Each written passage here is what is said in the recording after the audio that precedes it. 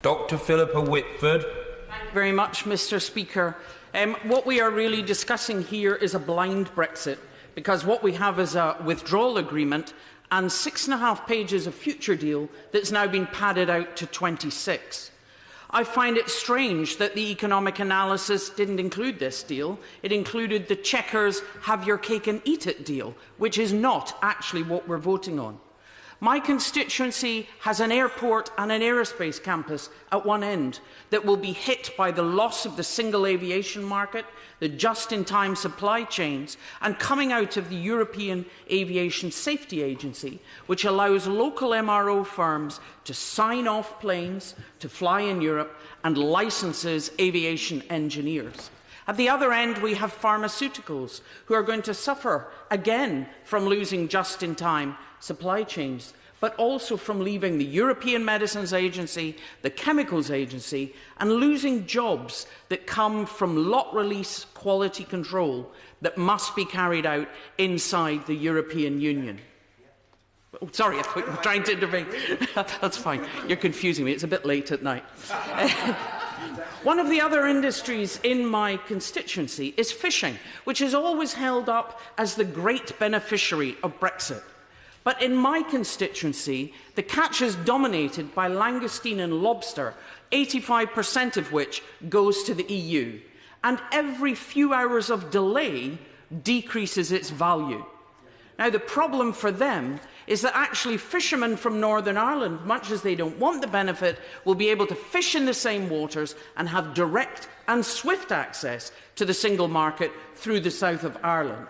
They also will not face tariffs on processed fish, which will hit smoked salmon, not just Scotland's biggest food export, but the UK's biggest food export. And we're talking about tariffs that range from 5 to 16%. We lose our advantage over Norwegian salmon. And yet, the real problem of the fishing industry, which is that the vast majority of quota is held tightly by very few companies, will not be fixed by this. In Scotland, 80% of boats share 1% of quota. In England, 77% share 3% of quota, while a handful of firms own the majority. And an additional issue in England is that huge amounts of quota have been sold to Dutch and Spanish companies. That's not Europe doing that. That's not the common fisheries policy. It's because this place has never cared about fishing. Up until now, it was always expendable. But it's been a very useful ploy around Brexit. One of the other things that's been missing for us coming up to making this decision is that the government in their analysis claim that actually the economic impact will be minimal if there is no change to immigration. Well, that's funny. The Prime Minister has put all her effort into creating a hostile environment just to drive European immigration down.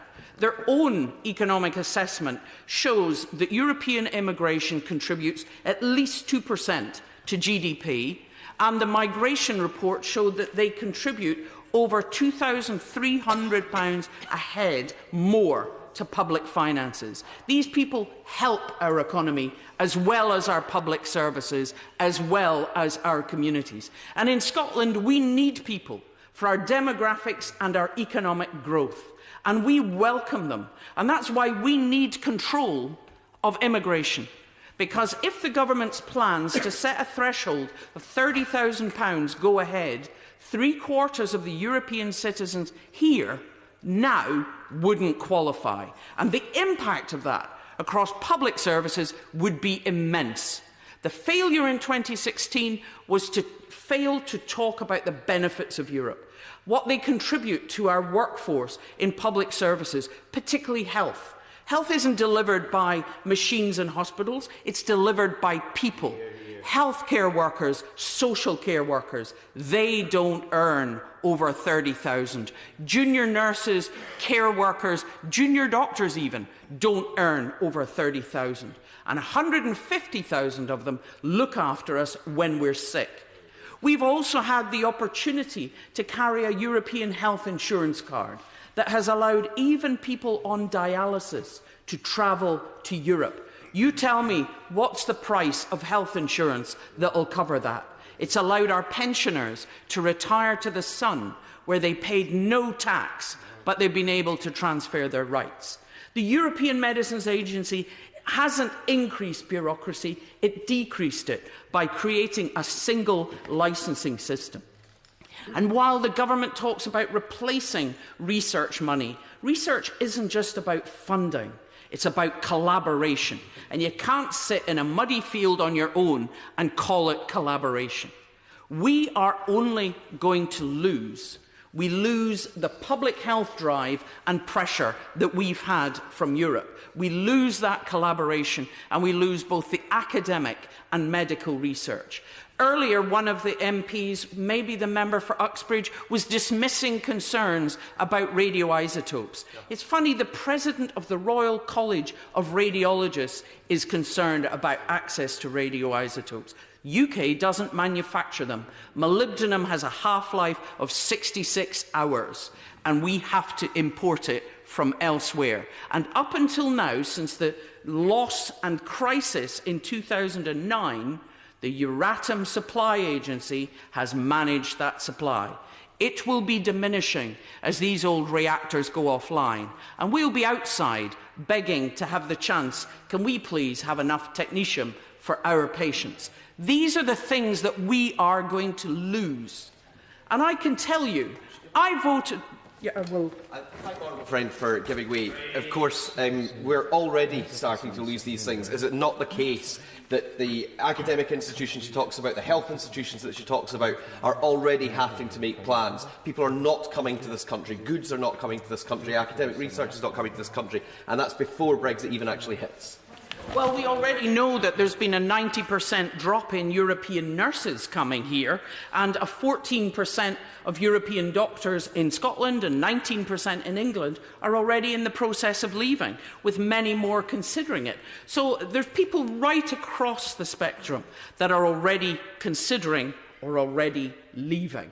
And the problem is, we are the losers for what they have contributed. I and my constituents voted clearly to remain, as did voters across Scotland. And we still wish to remain, and we will still fight to remain. The Prime Minister kept saying, it's my deal or no deal. But now she's changed her tune. She says it's my deal, no deal, or no Brexit. Well, we'll take no Brexit, thank you very much.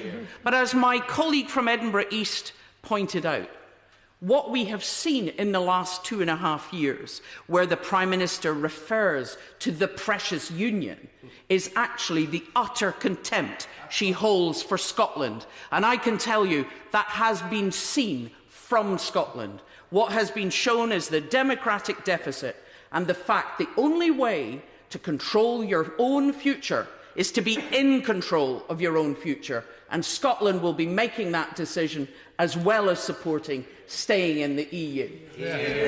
Paul Blomfield.